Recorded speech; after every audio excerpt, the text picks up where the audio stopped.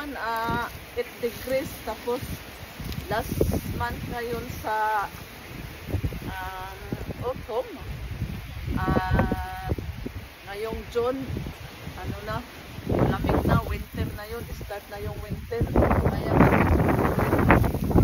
ano po, yung lemongrass, tanglad, para magamit naman. At saka ito na, ano na siya,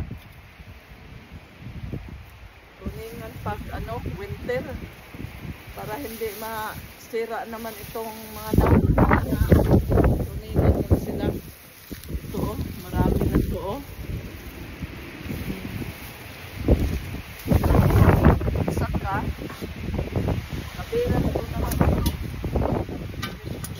ganyan. Kasi nagtitris na ngayon, mahangin, at saka napagka.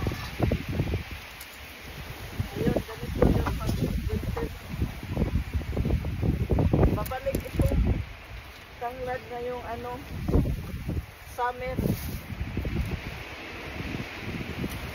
Maganda yung may sarili tayong tanglad, no? Kasi ang hirap hanapin ito dito.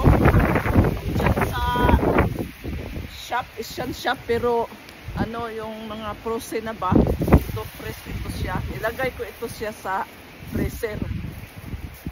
Thank you for watching. Bye!